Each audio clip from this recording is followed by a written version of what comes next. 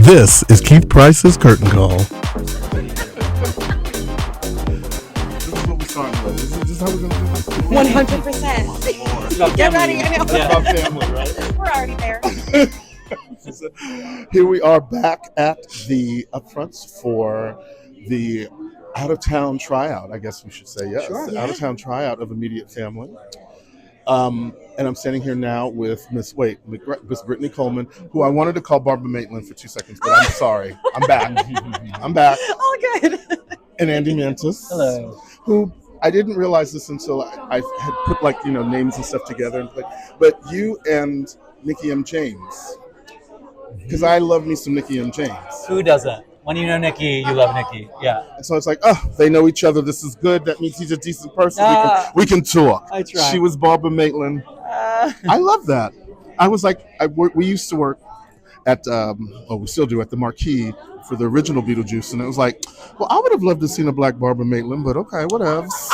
You and me both. But love the Marquee. But we're not talking about that right now. What we do want to focus on is Immediate Family, and Yes. It is a new play that I'm very excited to be a part of this little moment and seeing it from the beginning, because again, for someone like me, who is a gay man of a certain age and a particular hue, that seeing stories just in general that have my face and color attached to it is just always an amazing moment for me. So what is it like for you to be a part of something like this? Because whether or not you think about it, it is kind of a part of that groundbreaking still storytelling energy that we have going on. So share, discuss. Well, I was just saying, to have a story like this be produced at this level is really amazing, because I think we don't get to see it that often, Right. on this scale, to reach this many people every night. And I think it's really going to reach a lot of folks who, we're either ready for it or we're not ready for it. And we're going to, change some lives, change some minds. well, at least open the concept of dialogue. Yes, to have a conversation about it. And for you, being part of the community, as we like to say. A family. Part of he's family, Family, y'all. He's yeah. family, y'all. Anyways, but again, to be a part of this side of the storytelling as well must be kind of a jolt for you. Yeah, this play is obviously about family. It's right there in the title. But it really struck me the ways in which the queer element of the play, when you are a queer person, you often have to go beyond your immediate family to find family. Yes. And there's a point in life when you begin your own family, whatever that looks like. And it's kind of asking questions, this play, about like what responsibilities are left behind to your original family, your biological family, your immediate family, and what responsibilities do you have to whatever family you've found elsewhere, and how do you blend them? How do you blend them? Can you blend them? They're in conflict. Where are your allegiances? I think these are questions that a lot of people, regardless of identity, grapple with. As they, at a certain point, we all get old enough to start our own families, and there's still something back home needing your attention. And so there's some really potent questions that are very specific to certain communities, but also I think quite global.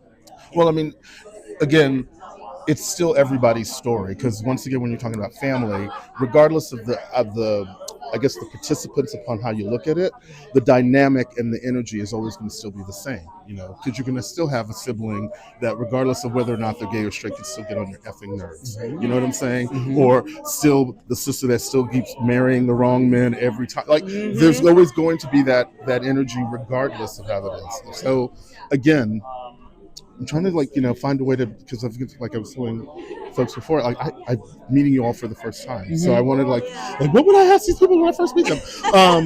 But again, this is a really stressful time, I think, politically, that we're living in right now.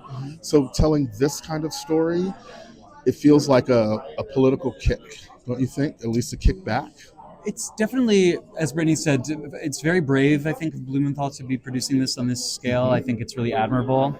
In a place like North Carolina. But I also think it is a comedy, and it's really quite funny. I mean, we're talking about kind of the harder aspects of the play, but we ease you in with, I think some real comedy, and it's that family feeling that even if this family doesn't look the same as your family, even if this family is dealing with some things that might be a little different than you, there's going to be a lot to recognize. And I think that comfort, that familiarity creates community within the theater, and then once we have you, we can start talking about things. But it's not as if we're like coming at our audiences with a baldly political statement. You know, it really is it's a cozy play. There are gay people here. What? No, it's foolish. It's foolish in all the best ways. Yeah. And like, you know, the five of us are already pretty close to begin with, this cast. I mean, we've been together for 2 weeks, and we already will have jokes that run on for half an hour, and then we have to be wrangled by our stage manager. Like, that's the energy that we're going to bring on the stage. Perfect. So I'm so ready for it. And again, with comedy, when you get them to laugh, then you can shove the message in when their mouth is open. Exactly. So that's what you That's guys a great are way doing. to put that. I am a little bit of a wordsmith. Well, there you go. But we're done now. So again, they're wrapping me up. So have a wonderful time. Thank you so much for taking time to talk to me. Look at y'all. Look at who I'm talking to, y'all. Come on now. What? Before they go off, because they're going out of town. Anyway, thank you guys so much. Thank you so much.